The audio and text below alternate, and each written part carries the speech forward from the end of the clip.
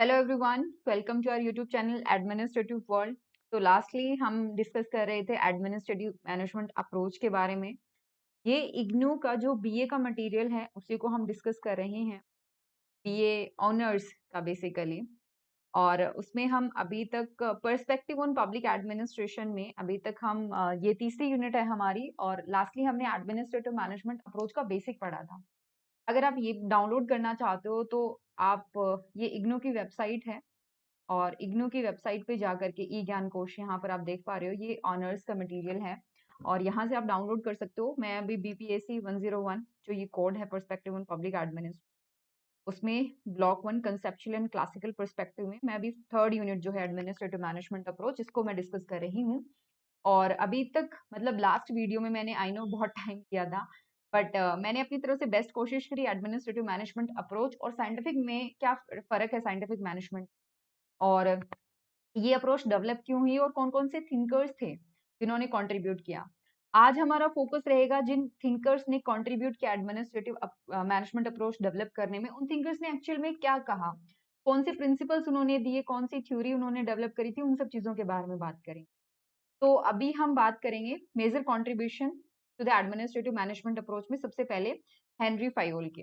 Henry फायोल एक French scholar हैं और इनको फाउंडर माना जाता है एडमिनिस्ट्रेटिव मैनेजमेंट अप्रोच का। 1841 में इनका जन्म होता है। ये भी इंजीनियर थे और इनके लिए ये वर्ड यूज किया जाता है कि he was contemporary of Taylor. Sometime कुछ बुक्स में ये कई बार जिक्र भी किया जाता है कि हेनरी फायोल की जो थ्योरी है वो टेलर से पहले आई थी। बट सिंस टेलर की बुक जो है, टेलर ने इंग्लिश में लिखा था, हेनरी फायोल ने फ्रेंच में लिखा, और फ्रेंच उस टाइम पे इतनी पॉपुलर थी नहीं, इसलिए लोगों को पता चलने में काफी टाइम लग गया इनके बारे में। इनका वर्क जब ट्रांसलेट हुआ उसके बाद में लोगों को पता चला कि अच्छा, हेनरी फायोल ने कुछ ऐसा एडमिनिस्ट्रेटिव मैनेजमेंट के बारे में बोला। ये एक माइनिंग कंपनी में काम करते थे, फिर मैनेजिंग डायरेक्टर थे ये 1880s में। और इन्होंने मैनेजिंग डायरेक्टर जब थे ये, उसी टाइम पर कंपनी को बहुत फायदा हुआ। He earned huge economic gain. Fayol की जो मेन थ्योरी है वो दो बुक्स में, दो पब्लिकेशन में आती है, ये ध्यान रखना प्लीज। पहली है जनरल एंड इंडस्ट्रियल मैनेजमेंट, ये 1916 में आई थी बट फ्रेंच लैंग्वेज में। और दूसरी है administrative theory in the state, ये 1923 के अंदर आई थी। कई बार क्या है, अगर आप मान लो आगे नेट वगैरह एग्जाम की प्रिपरेशन करने का सोच रहे हो, या वैसे कोई स्टेट पीसीएस का एग्जाम दे रहे हो, या कहीं पर भी आपको ऑप्शनल में आपको बुक के बारे में मेंशन करना हो, तो नॉर्मली आपको जनरल एंड इंडस्ट्रियल मैनेजमेंट के बारे में तो मिल जाएगा, बट ये जो सेकंड बुक है इसकी रेफरेंस बहुत कम मिलती है, administrative theory in the state. तो पता होना चाहिए नाम इन थिंकर्स की किताबों का।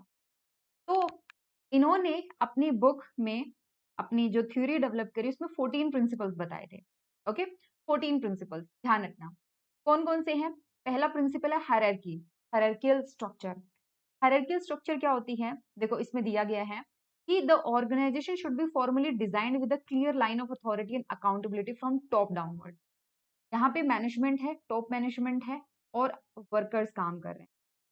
इनके बीच में क्या है, पूरी की पूरी अथॉरिटी है, किसके पास रिस्पॉन्सिबिलिटी ज्यादा है, किसके पास अथॉरिटी ज्यादा है। और अगर आप देखोगे, डिजाइन करोगे इसको, तो ये एक पिरामिडिकल शेप जैसा बनेगा कि जैसे जैसे आप ऊपर जाते जाओगे ऑर्गेनाइजेशन में, आपको कम लोग मिलेंगे, जैसे जैसे नीचे आते जाओगे ज्यादा लोग मिलेंगे। ये स्पैन जो है वो इसका ज्यादा होता जाता है। जैसे बड़े ऑर्गेनाइजेशन जो होते हैं, एक टॉप पे एक पर्सन होता है, उसके अंडर काफी लोग काम कर रहे होते हैं, वो उनको डायरेक्शंस देता है, और फिर वो जो सबॉर्डिनेट है वो फर्दर अपने सबॉर्डिनेट को डायरेक्शन देते हैं। और ये तब तक चलता रहता है जब तक आप बिल्कुल लास्ट पर्सन तक नहीं पहुंच जाते, मतलब बॉटम तक आप नहीं पहुंच जाते, तब तक ये पूरी हायरार्की चलती है। ये फर्स्ट प्रिंसिपल था इनका। फिर अगर हायरार्की है दैट मीन्स कामों का बंटवारा भी होगा, है ना। देखो कोई भी ऑर्गेनाइजेशन है ना, लीनियर वे में काम नहीं कर सकता। ये तो हायरार्की है, ये तो पिरामिडिकल शेप में, इसका अपोजिट होता है लीनियर। लीनियर में क्या होता है, सब बराबर हैं। अगर सब बराबर होंगे तो कोई किसी का ऑर्डर फॉलो नहीं करेगा, और अगर ऑर्डर नहीं होंगे तो फिर कोऑर्डिनेशन नहीं होगा, फिर आप एक डायरेक्शन में काम नहीं कर पाओगे। तो डिविजन ऑफ वर्क और हायरार्की का होना बहुत ज्यादा जरूरी है। ये इनके हिसाब से, फायोल के हिसाब से, सेकंड मोस्ट सिग्निफिकेंट प्रिंसिपल है। और जितने भी काम है, जितना भी काम है, लेबर है, उसका प्रॉपर डिविजन होना चाहिए। हर एक यूनिट जो है काम करने वाली, उसको उसके स्पेसिफिक रोल्स फंक्शंस के बारे में पता हो। जैसे मान लो कोई कार मैन्युफैक्चरिंग कंपनी है, ठीक है, आपने उसके पूरे काम को अलग अलग टुकड़ों में बांट दिया, जैसे प्रोडक्शन यूनिट है, marketing unit, distribution, finance, administrative unit और हर एक यूनिट को काम करने के लिए बोल दिया। अब वो यूनिट मतलब जैसे जो प्रोडक्शन यूनिट है, प्रोडक्शन करना उसका काम है, फाइनेंस बजट वगैरह ये देखना काम है उसका। बट फाइनली सारे डिविजन्स काम करेंगे तभी जाकर के जो कार मैन्युफैक्चरिंग कंपनी है वो कलेक्टिवली अपना काम प्रोडक्टिवली एंड एफिशिएंटली कर पाएगी। जैसे प्रोडक्शन डिपार्टमेंट है, कार की मैन्युफैक्चरिंग के लिए रिस्पॉन्सिबल है, वो क्या करेंगे, स्ट्रक्चरल एंड एफिशिएंसी एस्पेक्ट को चेक करेंगे, राइट। अब उसके अलावा ये इंश्योर करेंगे कि जो मैनेजमेंट है कि वो मार्केटिंग डिपार्टमेंट है वो इंश्योर करेंगे कि मार्केटिंग एंड डिस्ट्रीब्यूशन इस तरीके से हो कि रिटेलर्स तक वो चीज पहुंच पाए, लोगों को अवेयर हो कि अच्छा ये चीज ये प्रोडक्ट मार्केट में है। फाइनेंस डिपार्टमेंट फाइनेंस को देखता है, एडमिनिस्ट्रेटिव डिवीजन जो है वो एडमिनिस्ट्रेटिव सपोर्ट जो है उसको इंश्योर करता है। तो बेसिकली काम का आपने बंटवारा कर दिया किसी लिए, एक तो स्मूथली काम हो पाए। अगर एक ही इंसान सारे काम परफॉर्म करेगा तो फिर एक ना तो एक्सपर्टीज आती है ना ही एफिशिएंसी आ पाती है। अगर कोई फाइनेंस में है और उसको आप बोल दो कि जाके कार मैन्युफैक्चर कर ले, पॉसिबल ही नहीं है। तो this revision of work is imperative for a focused attention by the individual so that they can perform there task efficiently. Third principal आता है लॉयल्टी। लॉयल्टी बेसिकली क्या होता है कि आप ऑर्गेनाइजेशन के इंटरेस्ट को ज्यादा प्रेफरेंस दे रहे हो। मेरा इंटरेस्ट बाद में आता है, ऑर्गेनाइजेशन का इंटरेस्ट पहले आता है ना। तो ये है आपका लॉयल्टी का। पेमेंट ऑफ फेयर वेजेस, ये किसमें है कि जो भी वर्कर्स काम कर रहे हैं उनको फेयर वेज मतलब उनके काम के हिसाब से उनको पेमेंट सही दी जानी चाहिए। यूनिटी ऑफ डायरेक्शन, अब ये देखो, अभी हमने बात करी कार मैन्युफैक्चरिंग में मान लो 5 यूनिट काम कर रही है, 5 जगह अपने काम का बंटवारा कर, बट अल्टीमेटली वो सारे काम तो एक जैसा ही कर रही है ना, एक जैसा इन द सेंस काम तो वो कार मैन्युफैक्चरिंग का ही कर रही है। वो ये चाहती है कि हमारी जो कंपनी है वो ज्यादा से ज्यादा अपनी कार को सेल करे, मार्केट उसकी अच्छी हो, यही चीज तो है उनका फोकस। तो यूनिटी ऑफ डायरेक्शन, ये क्या हुआ कि इसका एक एस्पेक्ट तो ये हुआ, एक एस्पेक्ट ये भी होता है कि डायरेक्शन देने वाला एक ही पर्सन होना चाहिए। तो the activity should be directed by one manager using one plan. Okay, then comes unity of command. Unity of command में यही चीज आ गई कि एक पर्सन एक ही एक सबॉर्डिनेट एक ही सुपरवाइजर से ऑर्डर लेगा, एक ही सुपीरियर होगा। हमने जब बात करी थी इनकी साइंटिफिक मैनेजमेंट में टेलर की, तो हमने फंक्शनल फॉरमैनशिप का कॉन्सेप्ट देखा था जहां पे एक पर्सन 8 लोगों से ऑर्डर ले रहा है। यूनिटी ऑफ कमांड में एक पर्सन एक ही बॉस से ऑर्डर लेगा, ये ध्यान रखना। इनका ये मानना था कि एक एम्प्लॉइज अगर एक से ज्यादा लोगों से ऑर्डर ले रहा है तो क्या होगा, कंफ्यूज हो जाएगा और कंफ्यूज होने से ऑर्गेनाइजेशन को ही नुकसान होगा। तो there should be a system of mono command implying that every member of the organization should report to one and only one leader. Confusion नहीं होना चाहिए, मैनिपुलेशन नहीं होना चाहिए, और यही हेनरी फायोल का कहना था। इवन इन्हीं की बातों को फॉलो करते हुए गुलिक और उर्विक कहते हैं कि man can not serve two masters, वो चाह करके भी दो लोगों को सर्व नहीं कर सकता। So commenting on the relevance of unity of command, Gulick stated that any rigid adherence to unity of command उसकी वजह से कुछ प्रॉब्लम्स भी हो सकती हैं, ठीक है। बट फिर भी यूनिटी ऑफ कमांड में आपको फॉलो करना ही पड़ेगा ये principal, because of to avoid the confusion, to avoid the inefficiency and to avoid responsibility, ठीक है। ये आपने ध्यान रखना है। सेवेंथ है ये principal, discussed 6 principles now. Seventh principle है डिसिप्लिन। डिसिप्लिन हमें पता है, अकॉर्डिंग टू फाइल अगर कोई भी ऑर्गेनाइजेशन इनडिसिप्लिन्ड वे में काम कर रहा है, डिसिप्लिन नहीं है, तो क्या होगा, वर्कर्स को भी नुकसान है और ऑर्गेनाइजेशन को भी नुकसान। Then comes authority. अथॉरिटी का मतलब क्या हुआ, ऑर्डर इशू करना एंड अपने सबॉर्डिनेट से कंप्लायंस भी फॉलो करवाना, compliance in the sense in order को फॉलो करवाना। तो there is close relation between the authority and responsibility, ये दोनों चीजें हैंड इन हैंड चलती हैं। अगर आपके पास अथॉरिटी है तो रिस्पॉन्सिबिलिटी होनी चाहिए, और काम का अगर टास्क दिया गया है तो अथॉरिटी भी आपको देनी पड़ेगी। Income centralisation. सेंट्रलाइजेशन में क्या होता है, सेंट्रलाइजेशन जैसे आप एक ही बंदा जो है वो सारे डिसीजंस ले रहा है, ठीक है। और जैसे सेंट्रलाइजेशन में क्या कहा गया कि अगर एक ही पर्सन डिसीजन ले रहा है तो अपने सबॉर्डिनेट को ज्यादा इंपॉर्टेंस नहीं दी जा रही। यहाँ पर कहा गया reduction in the role and importance of subordinate, subordinate का रोल और इंपॉर्टेंस दोनों ही कम हो रहे हैं। वेयर डिसेंट्रलाइजेशन की अगर मैं बात करूं तो इसमें क्या होता है, अपने सबॉर्डिनेट की इंपॉर्टेंस बढ़ रही है, बिकॉज आप अब डिसीजन मेकिंग पावर को डिस्ट्रीब्यूट कर रहे हो। फायोल का ये मानना है कि सेंट्रलाइजेशन होना चाहिए बिकॉज की नीड है उसके कल्चर को प्रोटेक्ट करने के लिए, there should be the principle of centralization. Next comes the order. Order क्या चीज होती है, ऑर्डर मीन्स एक सही तरीके से अरेंज करना, है ना। जो लोग हैं, जो मटेरियल, उनको सही तरीके से अरेंज करना so that effectively and efficiently वो लोग काम कर पाए। इक्विटी। इक्विटी क्या होता है? इक्वालिटी जैसा ही कुछ होता है ना, बट थोड़ा सा अलग है। इक्विटी समझते हैं क्या है? इक्विटी में आ जाता है, फायोल ने कहा था कि देखो मैनेजर्स को ये समझना पड़ेगा कि सबॉर्डिनेट जो है वो मशीन्स नहीं है, दे आर ह्यूमन बीइंग। तो ह्यूमन बिहेवियर, ह्यूमन पर्सपेक्टिव पे उन्होंने बात करी थी, ह्यूमन बिहेवियर आपको करना पड़ेगा। ह्यूमैनिटी वाला बिहेवियर मतलब you should respect that person, आपको थोड़ा टाइम भी उसको देना चाहिए। This principle indicate that there should be no discrimination between employees and सारे वर्कर्स जो हैं वो इक्वली ट्रीट करे जाएंगे। ठीक है, तो ये होता है इक्विटी। इक्विटी काइंड ऑफ कि सब कोई भी डिस्क्रिमिनेशन नहीं होगा by the manager. 12th principal आता है स्टेबिलिटी ऑफ टेन्योर। जैसे एक होते हैं ना, कभी भी आए कभी भी चले गए, छोड़ के चले गए, निकाल दिया, वो चीज यहाँ पर नहीं होनी चाहिए। There should be stability of tenure. तो पायोल के हिसाब से high turnover, now what is turnover? Turnover आपने वैसे कंपनी के प्रॉफिट में, अर्निंग में सुना होगा। एक टर्म आती है labour turnover. Labour turnover word जुड़ता है इस बात से कि कितने लोग जॉब छोड़ के जा रहे हैं, कितने लोग नए आ रहे हैं और कितने पुराने लोग जॉब छोड़ के चले गए। जितना ज्यादा टर्नओवर रेट होता है उतना ही ऑर्गेनाइजेशन के लिए हेल्दी नहीं माना जाता। तो हमें एम्प्लॉयज के माइंड में एक सेंस ऑफ सिक्योरिटी लानी पड़ेगी सो दैट वो छोड़ करके ऑर्गेनाइजेशन को ना जाए। नेक्स्ट प्रिंसिपल है इनिशिएटिव। इनिशिएटिव मतलब हम जब कहते हैं इनिशिएटिव मतलब कुछ नया लेकर के आओ, कुछ इनोवेटिव, कुछ क्रिएटिव आइडिया लेकर के आओ। तो इससे क्या होता है, आप लोगों की जो वर्कर्स हैं उनके क्रिएटिविटी को प्रमोट कर रहे हो, है ना, ये इनिशिएटिव है। देन कम्स एस्पिरिट दे कॉप्स। कई बार है ना इस प्रिंसिपल के ऊपर आपसे पूछ लिया जाता है कि इसको थोड़ा सा एक्सप्लेन करो क्या चीज है ये। इसका मतलब होता है spirit. Spirit in the sense team spirit. हम कहते हैं ना खेल की भावना होनी चाहिए, टीम की भावना होनी चाहिए। दैट मीन्स कि हम लोग सब मिलकर के काम कर रहे हैं, कोई हमारा दुश्मन नहीं है, हमें एक साथ मिलकर के काम करना है। तो हार्मनी एंड यूनिटी रहनी चाहिए ऑर्गेनाइजेशन। दैट मीन्स जितने भी वर्कर वहां पे काम कर रहे हैं उनके बीच में फ्रेंडली रिलेशन हो एंड अल्टीमेटली ऑर्गेनाइजेशन की परफॉर्मेंस उससे बढ़ जाएगी। अगर मुझे क्लासिफाई करना पड़े बिजनेस एक्टिविटी, अच्छा ये सारे 14 प्रिंसिपल्स हुए जो फायोल ने बताए थे। अब बात करते हैं, फायोल ने कहा कि देखो जो ऑर्गेनाइजेशन है, ठीक है, ऑर्गेनाइजेशन को किस तरीके से डिजाइन किया जाना चाहिए। डिजाइन के हमने बता दिए 14 प्रिंसिपल।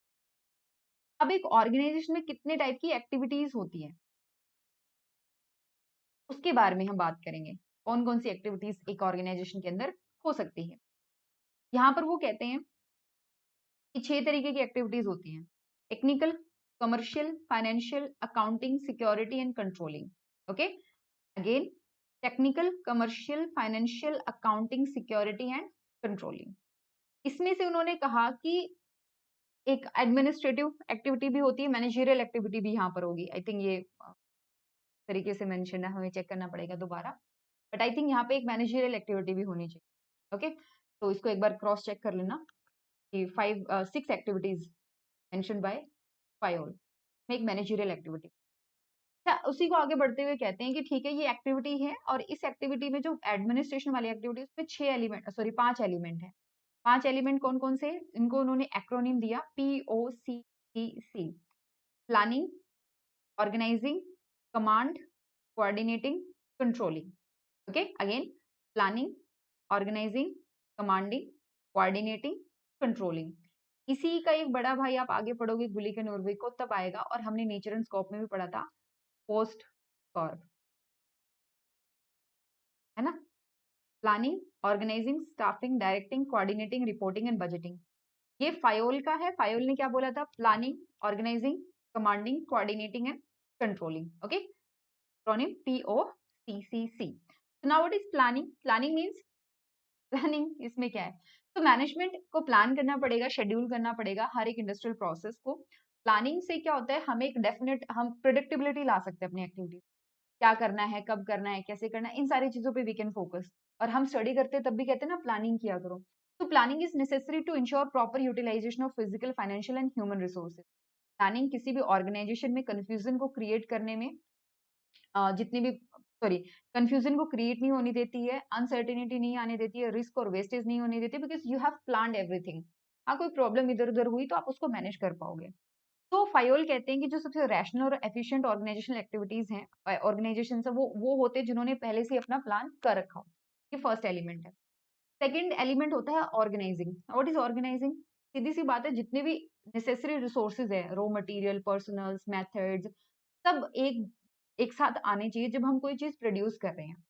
तो हमें चीजों को ऑर्गेनाइज करना पड़ेगा, ऑर्डर में लाना पड़ेगा।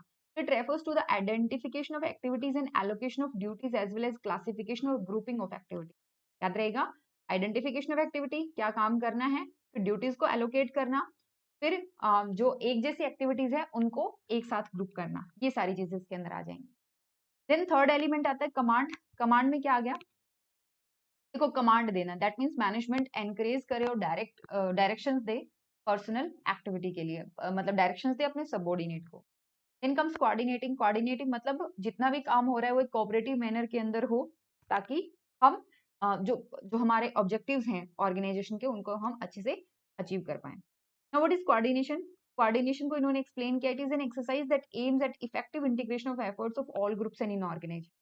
हम जितने भी लोग काम कर रहे हैं उनके एफर्ट्स को इंटीग्रेट करना इफेक्टिव वे में, that is known as coordination. Now what is controlling? ये लास्ट एलिमेंट है। कंट्रोलिंग में क्या आता है, manager should evaluate and ensure that personal follow managements command, है ना, कंट्रोल करना। अब कोई वर्कर है वो मैनेजमेंट की बात नहीं मानता नहीं है, तो it's an act to achieve the attainment of goals of organization through development and application of standardized measurement of performance और अचीवमेंट। भाई मैं कंट्रोल तभी कर पाऊंगी ना जब मुझे पता हो कि वर्कर सही से काम नहीं कर रहे, और वो कैसे पता चलेंगे, मुझे उनको ऑब्जर्व करना पड़ेगा, जो उनकी परफॉर्मेंस, उनके अचीवमेंट को इवेलुएट करना पड़ेगा, तभी तो मुझे पता चले। यहाँ से आता है establishment of standards of performance, measurement of actual performance. पहले तो स्टैंडर्ड्स बनाओ, फिर एक्चुअल परफॉर्मेंस को मेजर करो, फिर कंपेयर करो कि क्या कोई प्रॉब्लम आ रही है कि नहीं, फिर करेक्टिव एक्शंस लो कि अगर कोई पर्सन आपकी बात मान नहीं रहा कॉन्टिन्यूसली, तो फिर क्या है, डिसिप्लिनरी एक्शन ही होंगे। ये इग्नू का है, और इग्नू ने ये लिया है managementstudyguide.com से। तो फायोल के हिसाब से प्लान जो है वो नेसेसरी ऑर्गेनाइजेशन है पीपल एंड मटेरियल की, जिनको हमें कोऑर्डिनेट, कमांड और कंट्रोल करने की जरूरत है, so that we can organise objective. तो administrative ability according to Fayol is a very important factor in administration.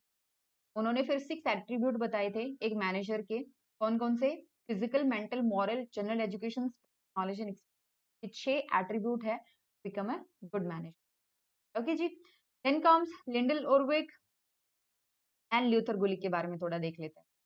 Lindell Urwick and Luther Gulick, ये इन्होंने बुक पब्लिश करी थी, इनका जो पेपर्स ऑन पब्लिक एडमिनिस्ट्रेशन जो आया था 1937 में। ये कहते हैं कि 1937 के बाद में पब्लिक एडमिनिस्ट्रेशन डाउनवर्ड जर्नी पे चला गया। उसके वो जो पीक मूवमेंट था, पीक मूवमेंट पब्लिक एडमिनिस्ट्रेशन ने उर्विक एंड गुलिक के टाइम पर ही फेस किया था, उसके बाद में फिर डाउनवर्ड मूवमेंट फॉलो करा। Who was Urvik?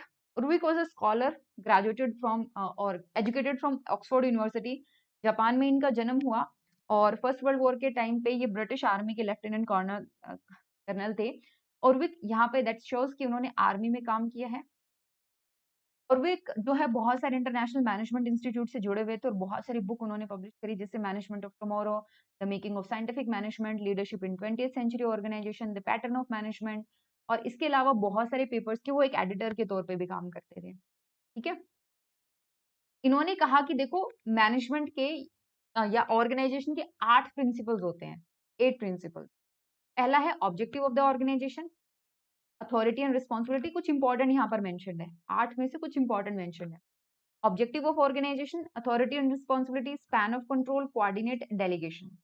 Span of control होता है एक सुपरवाइजर कितने लोगों को सुपरवाइज कर सकता है, कोऑर्डिनेट जितने लोग काम कर रहे हैं उनके बीच में कोऑर्डिनेशन, के बीच में इंटीग्रेशन। डेलीगेशन क्या होता है, बेसिकली मैं कोई काम कर रही हूँ और फाइनली मैंने वो काम अपने सबऑर्डिनेट को सौंप दिया, काइंड ऑफ डिसेंट्रलाइजेशन जैसा ही होता है, बट डिसेंट्रलाइजेशन नहीं होता एक्चुअल में। डेलीगेशन इज लाइक कि टेम्पररी टाइम पीरियड पे मैं अपनी अथॉरिटी को आपको सौंप रही हूँ, कुछ कुछ ऐसा ही है। बाकी हम जब भी इनको डिटेल में पढ़ेंगे तब आपको और क्लियर हो जाएगा। तो उर्विक के हिसाब से ऑर्गेनाइजेशन में डिजाइनिंग प्रोसेस सबसे अहम होती है। हमें एक्टिविटीज को आइडेंटिफाई करना पड़ेगा, उनको ग्रुपिंग मतलब उनको एक जैसे एक्टिविटीज को एक साथ रखना पड़ेगा, और ये पहले प्रोसेस का पहला पार्ट है। और सबसे पहले हमें एक्टिविटीज पे फोकस करना पड़ेगा, and then we can focus on the workers. Urwick ने जो प्रिंसिपल फाइंड आउट किए थे, that is based on his theory of organisational design. Hierarchy को स्केलर चेन भी बोला जाता है, तो उन्होंने कहा कि hierarchy is a necessary element of organisation. अगर हायरार्की नहीं होगी तो that would lead to break down of authority. Tomorrow I will ask this question कि who said lack of authority would lead to breakdown of authority, याद रखना। This will in turn impact the ability to get work done और receive compliance of orders by the subordinate. और उन्होंने कहा था कि अगर क्लियर लाइंस ऑफ अथॉरिटी होगी, एफिशिएंसी और परफॉर्मेंस बढ़ेगी ही बढ़ेगी। तो ये है किसकी? उर्विक की। Please don't get confused because बहुत कॉमन होता है उर्विक एंड गुलिक की बातों में कंफ्यूज होना, कुछ कुछ सिमिलर ही है। गुलिक ने क्या बोला था? गुलिक का कंप्लीटली पोस्ट स्कोप है, इसको मैं और डिटेल में नहीं बताऊंगी बिकॉज हम ऑलरेडी डिस्कस कर चुके हैं। Planning, organizing, staffing, directing, coordinating, reporting and budgeting. हाँ, इसके अलावा उन्होंने कहा था कि देखो, एक कॉन्सेप्ट ऑफ डिपार्टमेंटलाइजेशन उन्होंने बताया था कि ऑर्गेनाइजेशन को आप किस बेसिस पे बना सकते हो, राइट। तो पहला था पर्पस, किस उद्देश्य से ऑर्गेनाइजेशन बनाया जा रहा है, अभी कौन सा पर्पस आप जो अचीव करना चाहते हो, पॉवर्टी इरेडिकेशन है, रूरल डेवलपमेंट है, वुमेन एम्पावरमेंट है, पर्पस। प्रोसेस, आप क्या काम कर रहे हो, जैसे बजटरी एक प्रोसेस है, स्टैटिस्टिक्स मेंटेन करना प्रोसेस है। Then comes people and clientele. People means आप किन लोगों को टारगेट कर रहे हो, जैसे चाइल्ड डेवलपमेंट हो गया, ट्राइबल हो गया, SC STs के लिए हो गया। तो जनरल हम कौन से लोगों को टारगेट कर रहे हो, उस बेसिस पे भी ऑर्गेनाइजेशन बनाया जा सकता है। प्लेस और टेरिटरी, जैसे हमने बना दिया नॉर्थ ईस्ट मिनिस्ट्री बना दी हम, तो वो एक प्लेस, एक पर्टिकुलर प्लेस को टारगेट करने के लिए कि वहां पे काम अच्छे से। ये गुलिक का कंट्रीब्यूशन है, ये याद रखना, थ्योरी ऑफ डिपार्टमेंटलाइजेशन बाय गुलिक। 4 उन्होंने एलिमेंट बताए थे, purpose, process, person and place, ये इसी तरीके से याद रखना। देन कम्स मुने एंड राइले। मुने एंड राइले के जो प्रिंसिपल्स हैं, इन्होंने 1931 के अंदर एक बुक पब्लिश करी थी नेम्ड ऑनवर्ड इंडस्ट्री, और ऑनवर्ड इंडस्ट्री को रिपब्लिश किया गया 1939 में under different name of principles of organization. Mooney and Reiley ने 4 प्रिंसिपल्स बताए थे, coordinative principles, scalar principle, functional principle and staff line principle. Then comes आपके जो MP फॉर्मेट आती हैं का आता है। अच्छा, MP फॉर्मेट को हम थोड़ा डिटेल में डिस्कस करेंगे, तो कोशिश करेंगे कि कल हम थोड़ा सा इनके बारे में जिक्र कर पाए। और फिर अप्रेजल, तो कोशिश तो यही रहेगी कि कल ये पूरा टॉपिक कंप्लीट हो जाए, बट अगर नहीं भी हो पाता है, इंपॉर्टेंट है, तो हम एक लेक्चर और ले लेंगे।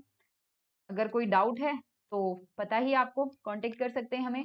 अच्छा, जाते जाते आप कमेंट जरूर करिए कि आपको हमारे इनिशिएटिव कैसे, मतलब कैसा लगा बेसिकली। अगर आप नोट्स ढूंढ रहे हैं पब्लिक एडमिनिस्ट्रेशन के, कोर्स देख रहे हैं फॉर UPSC, नेट या स्टेट PCS से कॉलेज एग्जाम के लिए, तो administrative world is always there to help you. You can contact us 9896859767। ठीक है, जब भी पब्लिक एडमिनिस्ट्रेशन में कोई भी डाउट हो, रिमेंबर की मनीषा है, एडमिनिस्ट्रेटिव वर्ल्ड चैनल है, और ये फोन नंबर है। ओके, तो चलिए, एंड जाते जाते एक कमेंट जरूर कि पता चल पाए हमारे ये इनिशिएटिव कैसा है, क्या सुधार किया जा सकता है और क्या चीज अच्छी है, तो थोड़ा सा मोटिवेशन मिलेगा। चलिए जी, कल मिलते हैं, ख्याल रखिए अपना, take care and bye bye.